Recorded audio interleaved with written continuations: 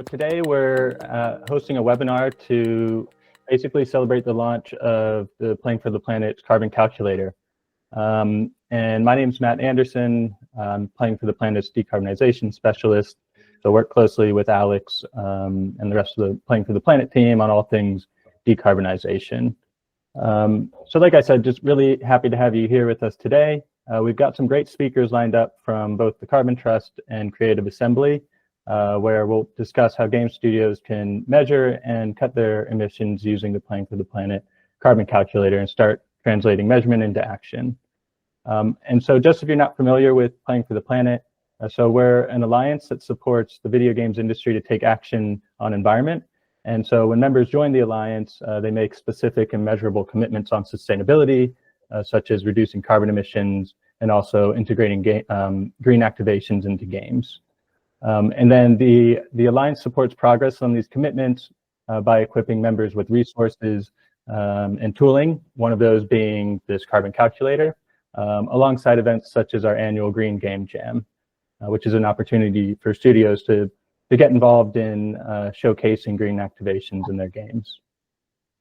So following months of development, testing, and iteration in a 6-month-long beta period, we're really happy to say that Playing for the Planet's Carbon Calculator is now available for anyone in the games industry to start measuring and taking action on reducing their emissions.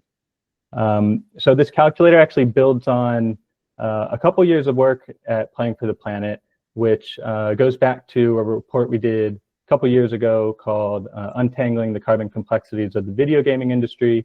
And that report was just a great opportunity to bring together members to talk about the challenges we're seeing in measuring emissions. And it culminated in practical guidance for studios on how to measure Scope 3 emissions in particular. So building on that report and good work coming out of that process, we've built the Carbon Calculator, which is a validated and user-friendly carbon accounting tool, which has been designed by and for video game studios specifically in collaboration with the Carbon Trust. The Carbon Trust being a global climate consultancy driven by the mission to accelerate the move to a decarbonized future. So today we look forward to taking you through the calculator so you can get a sense of its capabilities and how it can help your studio take the next step on its climate action journey. So first we'll be hearing from Roman Krachikowski, who's a senior consultant at the Carbon Trust. And Roman will take us through the development process of the calculator, talk a little bit about its methodological underpinnings, and then I'll give a brief demonstration of the calculator's functionality, what you can expect to find in there. And then last but not least, we'll hear from Lee Bryant, who's buildings manager at Creative Assembly, to give us a firsthand report of how he's been using the calculator in helping to develop the climate action strategy in his business. So with that, I think we'll hand it over to you, Roman, and you can take us through a little bit of background of the development process. Thank you so much, Matt. Yes. So hi, everyone. My name is Roman Krachikowski. Senior associate of the Carbon Trust, as Matt mentioned. And I was involved on the initial development of the carbon calculator with Matt, and then recently in making some new updates to the calculator this year. So I can begin by just giving a brief overview of the design and the sort of methodological foundations of the carbon calculator. So the carbon calculator, first of all, is a carbon accounting tool accessible on Google Sheets. It calculates all relevant Scope 1, 2, and 3 emissions for a video games business, and it's compliant with the Greenhouse Gas Protocol standard, which is the internationally recognized carbon accounting standard, which is also aligned to sustainability reporting regulations such as the CSRD. For businesses looking to set science-based targets, the carbon calculator tool is also compliant with SBTi requirements.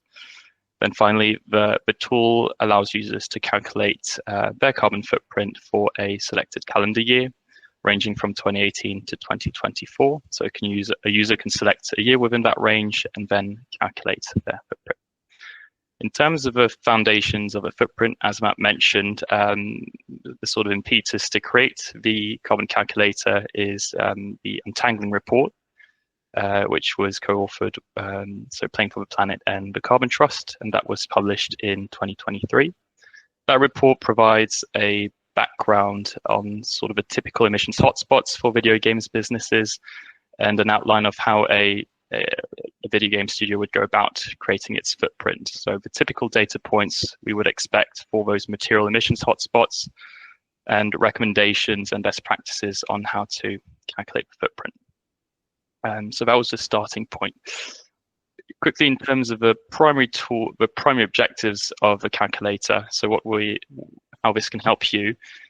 Number one, the carbon calculator produces consistent and credible Scope 1, 2, and 3 carbon footprints for video game studios. Consistent and credible because aligned to the Greenhouse Gas Protocol and incorporating the recommendations from the Untangling report, and peer reviewed and reviewed as well with P4P members, which I'll go into a bit more detail in the tool development phase. It's a decision useful tool. It provides outputs which can help video game businesses to develop or to enact or monitor their climate and carbon reduction strategies. And then finally, it's also a way to upskill individuals with little or limited resources. We make sure that the tool provides guidance and also explainers on how to interpret Scope 1, 2, and 3 results. So quickly, in terms of the rough methodology when we're talking about Scope 1 and 2 and 3, the carbon calculator is an organizational carbon footprint, which calculates all relevant Scope 1, 2, and 3 emissions for a video game businesses. And it's aligned to the Greenhouse Gas Protocol, which defines emissions into these 3 scopes. I won't go into detail on what the definitions of these scopes are, but I'll explain how they relate to a video game business. So Scope 1 and 2 emissions will typically be those related to office-based sites for video game businesses. So for Scope 1, that's going to be the natural gas heating, fuels from company-owned vehicles, or refrigerants as an example. And for Scope 2, that's going to relate to your business's purchased electricity to a purchase heat and steam. Scope 3 is the larger element where a lot of the thinking has gone into the calculator. That's all the indirect emissions from your upstream and downstream value chain activities. So concretely, that means all activities from the procurement of goods and services used to make your video games and operate your business, all the way to the use and end of life of video games after being sold. And that's the methodological side, but Matt is going to show how the carbon calculator looks like in practice, because we've developed it to be user-friendly, intuitive to use, and it's only at the end that this type of terminology is used, so that you've got a footprint aligned to best practice.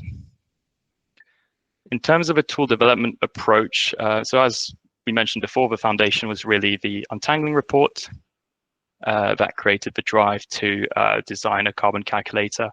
Following that report, we then organized a scoping workshop with P4P members. The purpose being to understand P4P's needs and preferences on how to build the tool. So foundational tool elements such as the user interface, the outcomes, the complexity of the calculations, the level of guidance required from users. So it's really to gauge what can we create to be as decision useful for P4P. The outcome of the workshop was then a blueprint for tool development, what we call a specification document. And based on that blueprint, we then designed a first version of the footprint tool, which was based on Excel, but is also Google Sheets compatible. So following that stage, we then ran a pilot phase of a tool. We shared a first draft with P4P members, well, in particular, 3 P4P members to collect feedback, to discuss concerns and areas of improvement. So as part of that testing phase, 3 of the P4P volunteers agreed to give us 3 weeks of their time so that they could collect data, test the tool, and then join us on calls to discuss their feedback. In terms of the feedback we received on that first iteration, it touches on tool interface, instructions and guidance, data requirements, and then the results. And some of the feedback we included, I'll mention 3 sort of key areas. Number 1, it's just the setup of a tool, reorganizing it so that there's an intuitive flow between the data input of the user and then the final results. Because the tool obviously includes backend emission factors, more detailed sheets in the background, but we've made sure that it's a more smooth user experience. Secondly, on tool guidance, we heard that it was important to have more explanation of carbon accounting terms used. So that's been added, and additional guidance as well on how to input data or estimate data, because data gaps is a very common occurrence when companies are beginning their carbon footprint journey. And then finally, on data requirements, we've provided more options for calculation depending on the level of data of the user. So following that, a first version of the tool was released to P4P members, supported by methodology document and user guidance. Then more recently, we've run a second tool update in March 25, which extends sort of the reporting period of a tool to cover 2024. Prior to that, the tool years were 2018 to 23. We've also added some tweaks to ensure better compatibility of a tool with Google Sheets. Finally, we've implemented some further feedback on some specific calculation options or guidance. In particular, I'll mention two areas. We've included more calculation options for material category areas. So these areas would include business travel, purchase goods and services, which I think Matt will mention in the following in his part. And these would be just to be able to accommodate users with higher quality data. And that's also a way of incentivizing studios to improve their data year on year as they become more familiar with carbon footprinting. So that sort of improvement can be incentivized and rewarded by having these more granular calculations added in the calculator. And finally, we've also added more guidance on interpreting the results to make sure that new users understands what is typical for a video game business. Are their Scope 3 emissions proportionate to Scope 1 and 2 to what they would expect, etc. Sort of quickly, the feedback which was maybe not implemented is more on the side of expanding the number of sites, offices, video games of a tool. The reason being that really the focus of a tool is to provide, to support smaller studios with limited resources, limited expertise to create their first carbon footprint and to continue using it year on year. So the focus was very much on providing guidance, on providing a clear understanding of how to use the tool and how to upskill oneself on carbon accounting. And that's where efforts have been spent. Great, so that's an overview on the development and the methodology. And Matt, I think I'll let you run through the what the tool looks like. Okay, thanks, Roman. And yeah, just to add, I think just highlighting the importance of this tool being built on the greenhouse gas protocol does a couple things. One is it's the de facto measurement approach that's used for carbon footprinting, so it's important to be aligned there. But it's also the methodology used by the Science Based Targets Initiative, for example, and it's compatible with reporting like for CSRD.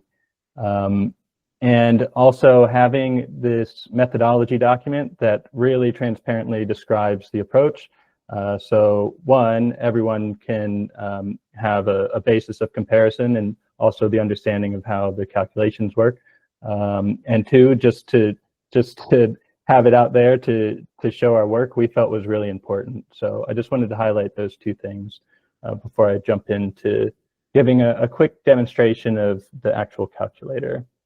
So bear with me. I'm going to try and present some slides here directly through Google Sheets. Let's see how this goes.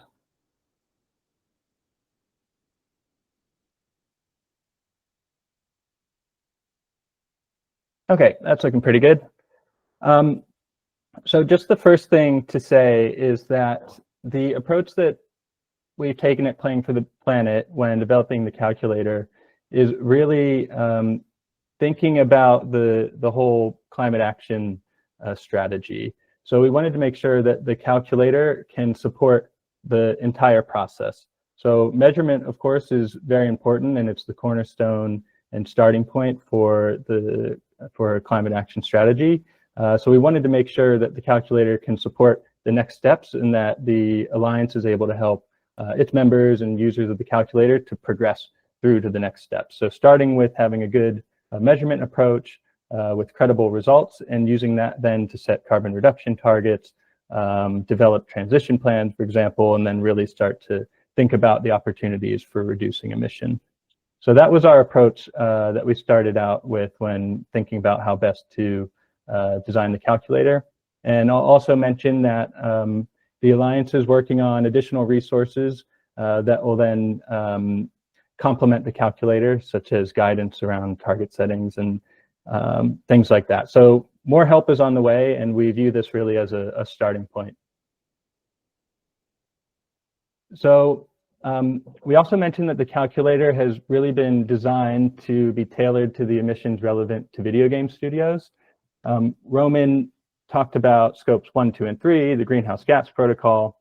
So that's all part of the calculator, but the way we've tried to organize it is in as approachable a way as possible, especially for people who might be new to carbon footprinting. So we wanted to set the calculator up in a way that's easier to understand from your actual business perspective. So the first thing is just highlighting the calculations related to what we call business operations. So basically, these are your scope 1 and 2 emissions. That's how they link up to the greenhouse gas protocol. But it's more or less all the emissions relevant to your office or to your direct business operations. So that includes electricity, it could include natural gas, it could include district heating in some cases, and then it could include things like refrigerants for topping up air conditioning systems. So that falls within the business operations section of the calculator. And then we have 4 other key sections. So those are employee travel, which includes emissions from company cars, from employee commuting, from working from home, as well as business travel. We have emissions from business procurement. So this might sound a bit mysterious, but we'll go into a bit more detail what exactly is involved there. But it's basically all the services and goods that your business procures throughout a year to make the business function. So it could, for example, be your office supplies that could be considered goods under business procurement. Importantly, we want to make sure to capture the emissions from video games. So that includes emissions from software. So players actually playing your game. The calculator calculates those emissions, as well as for businesses who may actually sell hardware. The calculator is capable of calculating emissions related to hardware as well. And then the final category, it really depends on how relevant it is to specific studios or specific businesses, but it is important to capture these last categories of scope 3, which we've called business management. That is things like leased assets. It could be franchises if your company has any franchises, or it could be investments.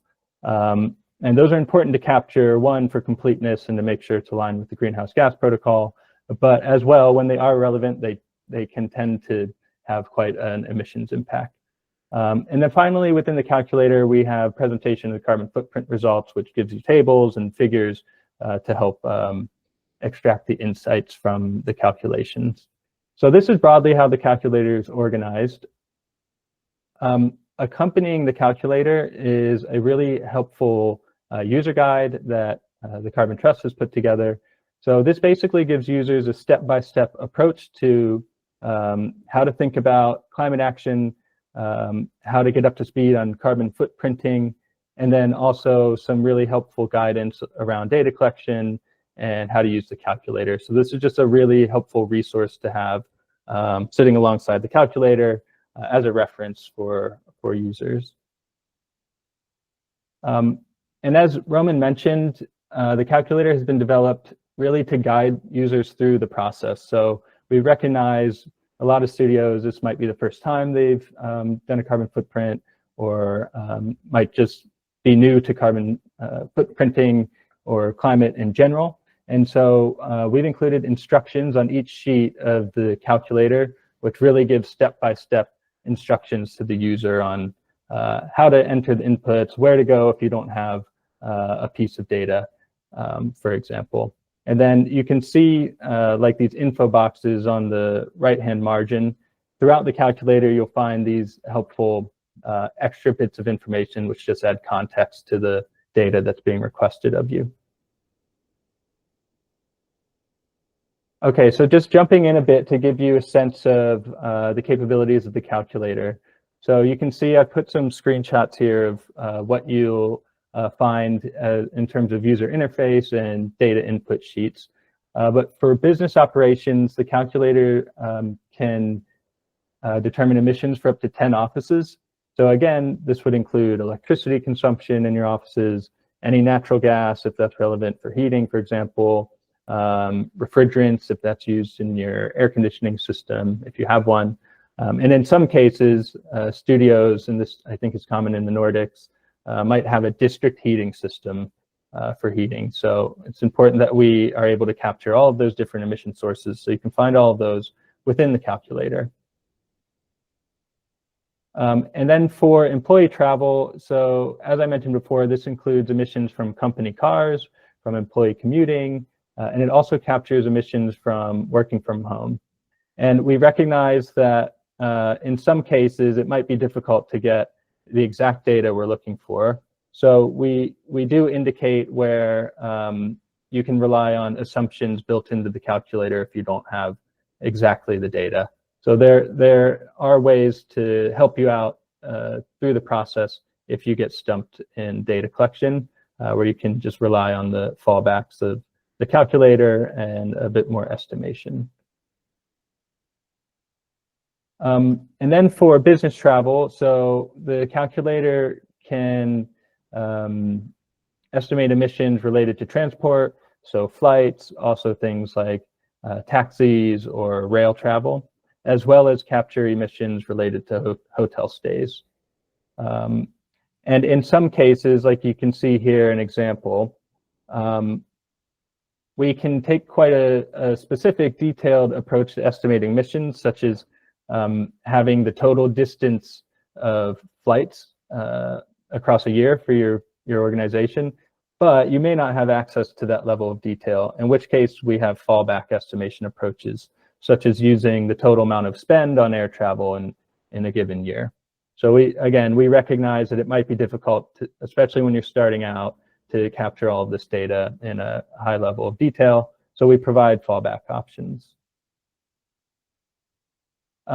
Okay, so calculating procurement-related emissions from purchased goods, services, and capital goods.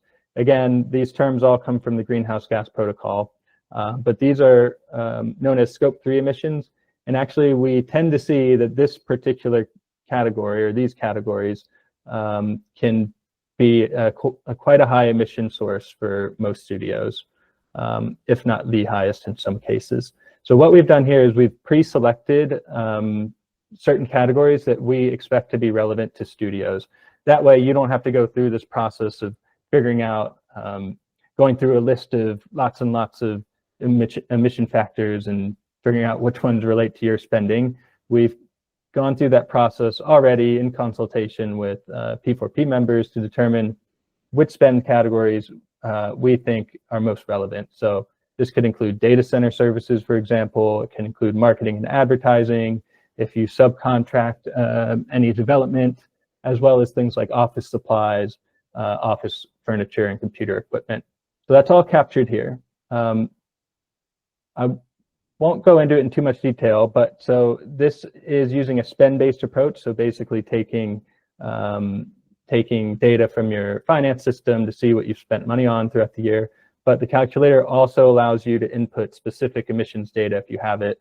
For example, from a data center service provider who might give you a carbon footprint related to the services you get from them.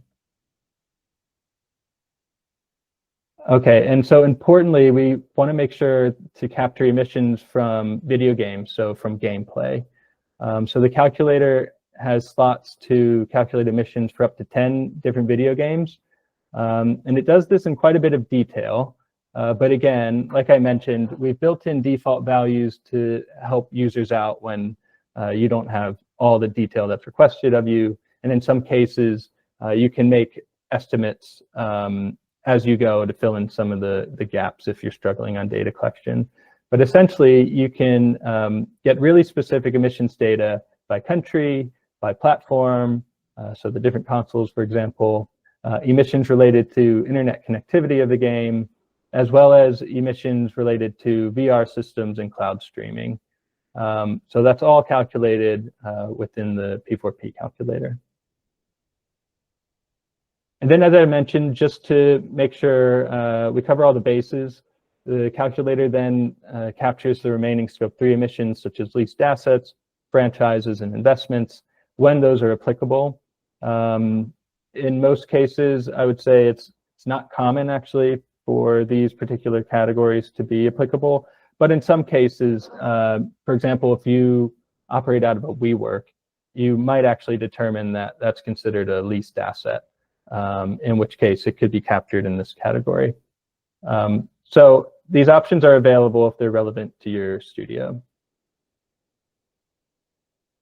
And then the results are presented in alignment with both the Greenhouse Gas Protocol, and we also present results that align to the Science Based Target Initiative's requirements to encourage action. So what we want to make sure is that you have the right information in front of you to quickly identify where are your carbon hotspots, what areas should you focus on reducing emissions, where should you drill down a bit more to understand in a bit more detail exactly where those emissions are coming from. So we present the results in a way that helps drive action, as well as really just give you the data you need that relates to the Greenhouse Gas Protocol, so you can, for example, report against CSRD. And then we do just want to acknowledge that this is one calculator among many. So there are other calculators available within the video games industry. So we've put some examples here, like the Swedish Games Industry calculator, NeoGames has a calculator, and Gyros from France.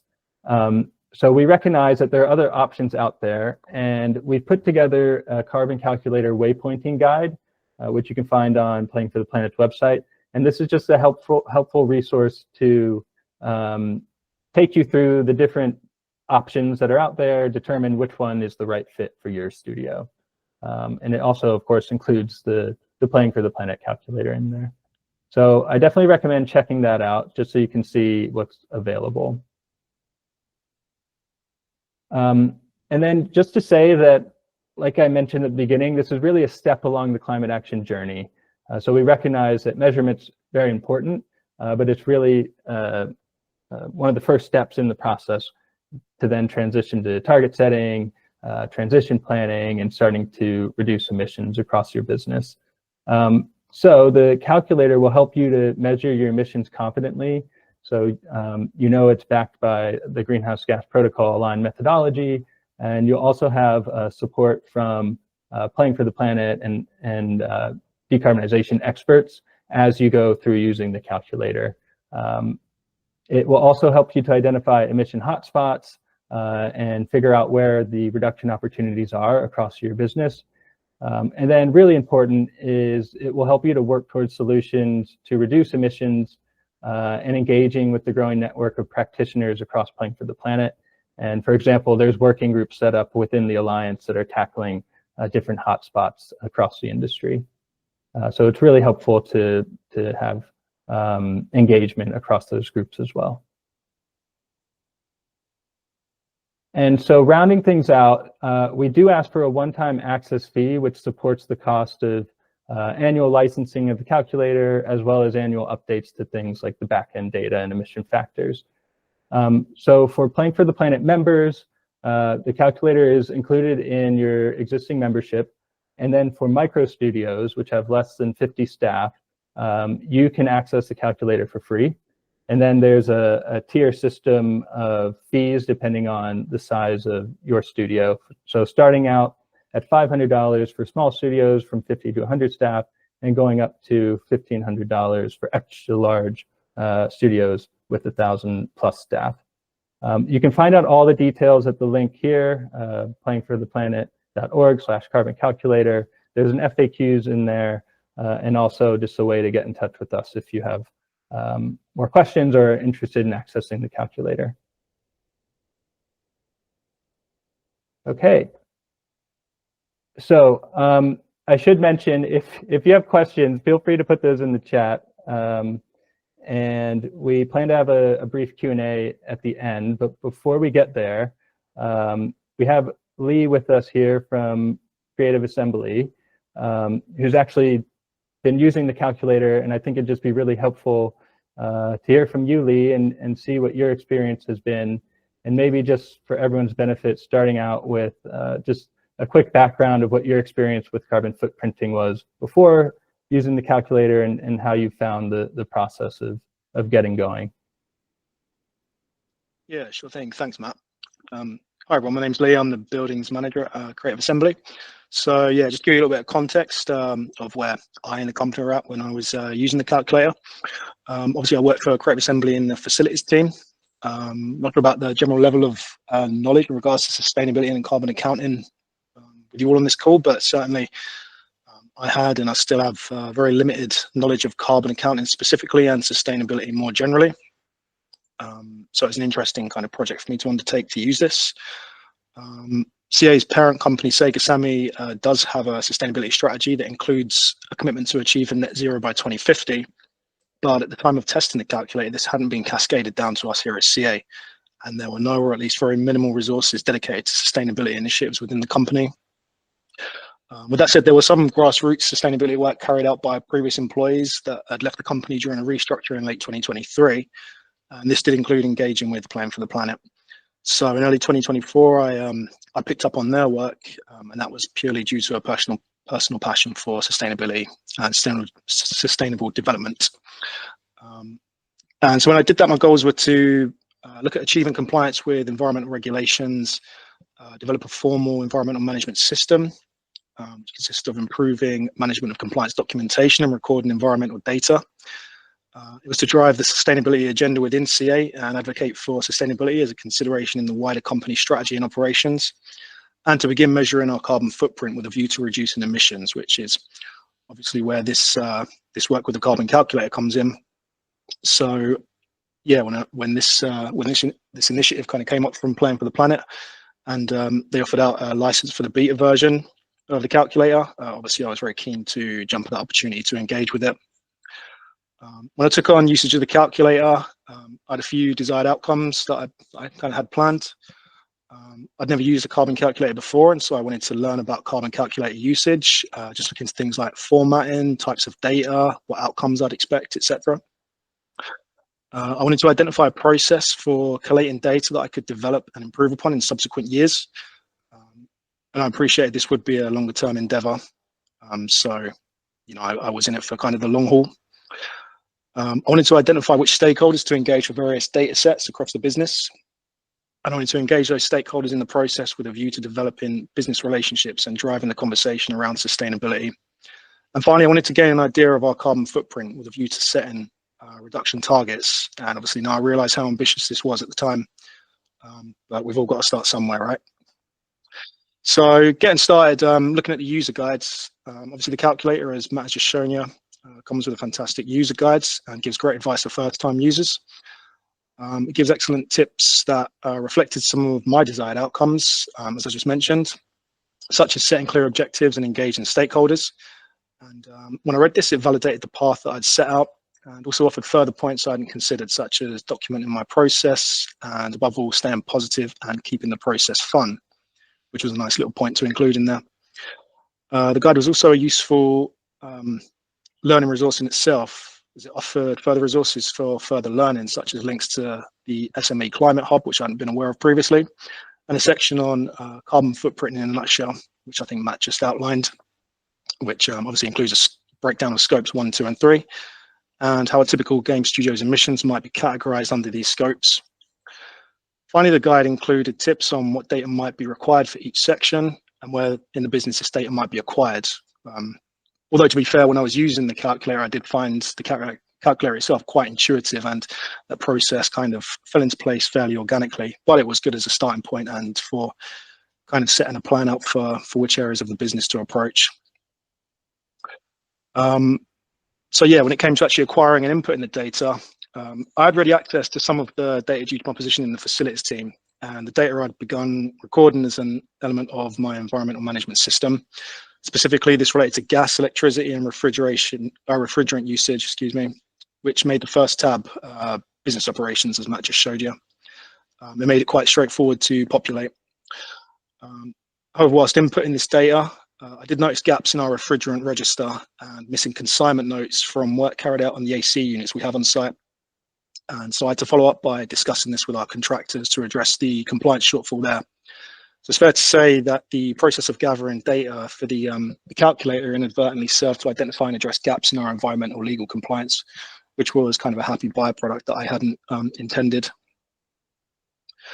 As I worked through the subsequent tabs, which again, Matt just outlined, the employee travel, business procurement, and video game info tabs, respectively. Just adding that the tab for business management didn't really apply to us when I was populating the calculator. As I was filling out those subsequent tabs, I found myself reaching out to and having conversations with stakeholders across the business to acquire the data acquired by the calculator.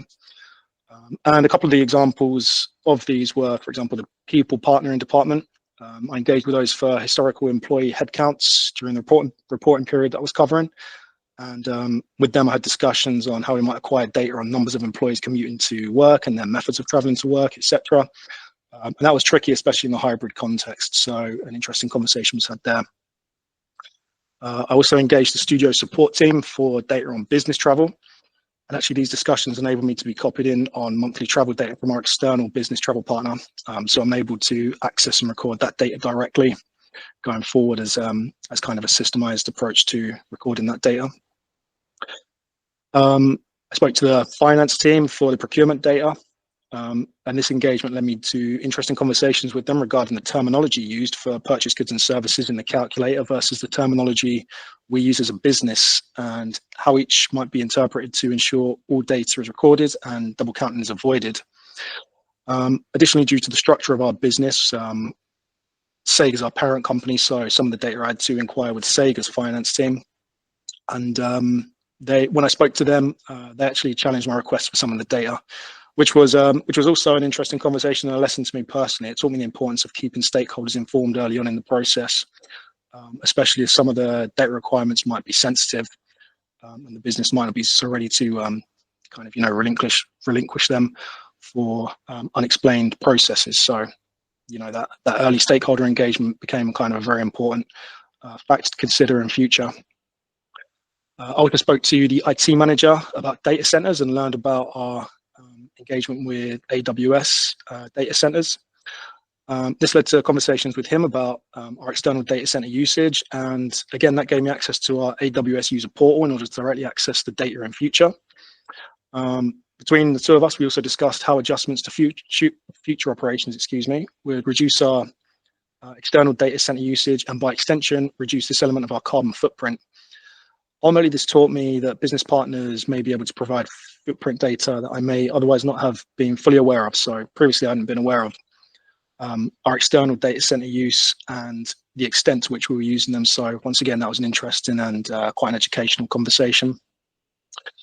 I spoke to the data analysis team for video game data. Again, that's the fourth or fifth tab there that Matt explained. And these conversations included talking about sales across different regions and average gameplay hours per unit sold, etc. Once again, there were differences in the metrics our data team records versus those requested by the calculator that had to be reconciled.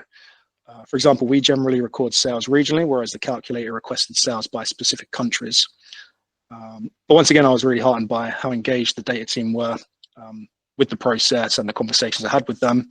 And they were really helpful in looking at the requirements of the calculator and offering additional levels of granularity in the data to help kind of meet the calculator's requirements.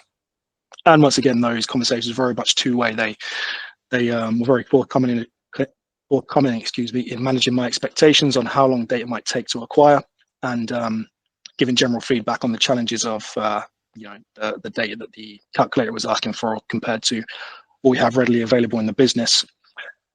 The calculator itself, again, led to other conversations, not even necessarily with regards to collating data with other teams in the business. For example, I had a conversation with our Compat team just about the calculator in general, and the calculator's default average power per platform and game figures, which are built into the calculator and I believe help calculate the video game info emissions. So this engaged them with sustainability as a general principle and has since led to further conversations over the possibility of measuring energy consumption by different aspects of our games, which we're hoping kind of yields benefits down the line. So again, just an example of how the calculator has been a conduit for a conversation with stakeholders in the business. So kind of as a business, any findings and lessons learned. The most striking find initially was the scale of our 3.11 emissions. According to the results generated by the calculator, the various elements of our scopes 1, 2, and 3 emissions generally produce between 100 and 600 tons of CO2 equivalent each during the reporting period. Our 3.11 emissions, on the other hand, produced over 2 megatons of CO2 equivalent during the same period. And this was only from inputting data from the game with the most daily active users. So it didn't even include our full back catalogue of games. This was surpassed only by our external data center usage. Now, I acknowledge that there were some gaps in the data generally, and the results were subject to my own very amateur interpretation and entry of the data. And so the next important step would have been to get some interpretation from resources that are available, such as Playing for the Planet, which I think is a really key step to take, which we would certainly look to do next. And yeah, as well as talking to Playing for the Planet and getting that interpretation and feedback on the practical differences between some of the terminology used in the calculator, such as market-based versus location-based emissions, some terminology that's still fairly new to me, which I'm getting to grips with. Regardless, the key takeaway from the exercise, insofar as reducing our carbon footprint is concerned, was pretty clear. My efforts initially were to reduce our scopes 1 and 2 emissions, and whilst they're worthy of consideration and action, they'd only really yield limited gains. And so the conversation, I think, instead needs to shift to how we can look to reduce our scope 3.11 emissions alongside our external data center usage, which, as I alluded to, there's already plans in place to reduce. So whilst this might seem an obvious point to some of the more seasoned sustainability professionals on this call, it was a key point of learning for me, and I think for the business, as we continue to develop our sustainability strategy, which I don't think we would have picked up upon if it hadn't been for engaging with this calculator. And you can imagine kind of the hours wasted that would have gone into reducing those scope 1 and 2 emissions, which can, be fairly easily tackled, but which offer fairly limited gains. There was also some, well, I'd say a lot of personal knowledge gain and learning for me personally. So using the calculator helped develop my knowledge of carbon calculator and sustainability in general ways, in several key ways, excuse me. I learned what a carbon calculator looks like and how to engage with one, first of all. I'd say the interface for a first-time user was extremely intuitive and user-friendly. I also learned what the process of data collating and data entry looks like. Again, a fairly new area to me. I learned which stakeholders to approach and how the conversations might pan out. And where in the business there might be points of resistance. I learned the importance of gaining buy-in from key stakeholders across the business and making the exercise more of a group effort in order to address potential resistance before it becomes an issue or something that stifles the process. I also gained an idea of the sorts of results to expect and how these can be used to generate further conversations with stakeholders and provide the foundations for developing a decarbonisation strategy and transition plan, although obviously that is something a little way off for us in the future at the moment. And finally, I think the process was great for beginning to develop a network of strategic partners that may offer ongoing advice and consultation, such as those at Playing for the Planet. Once again, that's something I don't think we'd be as engaged with as we are without engaging with the calculator in the first place. So yeah, just in summary real quick, in my opinion, the calculator is a fantastic platform for game studios looking to measure their carbon footprint and begin their decarbonisation efforts. The user-friendly interface lends itself particularly to first-time users, novices, and those for whom sustainability only forms a small part of their job, of whom I appreciate there may be many at a time when resources across the industry are notoriously scarce. Additionally, the structure of the calculator engenders a process that organically leads to conversations with internal and external stakeholders that put sustainability on the agenda in studios where it might not previously have been, or where interested parties might have previously struggled to gain traction. Finally, the calculator also offers an excellent low-cost, no-cost conduit, in my opinion, for learning for both users, especially those newly embarking upon their sustainability journey, and stakeholders engaged in the process or more widely. And yeah, I really can't advocate its use strongly enough for those looking to drive sustainability in their business. But especially if you're not sure where to begin, then it's especially helpful. Awesome. Well, thanks for that, Lee. I think sounds like you went on quite the journey using the calculator, especially starting from scratch, basically. But honestly, I think it's really encouraging to hear your story, and like in particular, how just going through the process was helpful to start these conversations across your team around sustainability and around climate. And for example, highlighting things like, oh, actually data centers are a big emission source, and there's some good opportunities there around reducing emissions, reducing costs. I think that's, if you can find the intersection of reducing costs and reducing emissions in your business, you're on to a winning strategy. So it's good to hear that the calculator kind of helped you get there. And also encouraging to hear now that you're thinking about where the reduction opportunities are across all scopes, scope 1, 2, and 3. So thanks again for sharing your experience with all of us here, Lee. Really appreciate that. And so we're approaching the end of our session today, but we do have some time for Q&A. I think we can do this one or two ways. If you're comfortable just speaking up, go for it, and we can respond to your questions in real time. Otherwise, feel free to use the chat, and we can just pick those up and get those to the right people.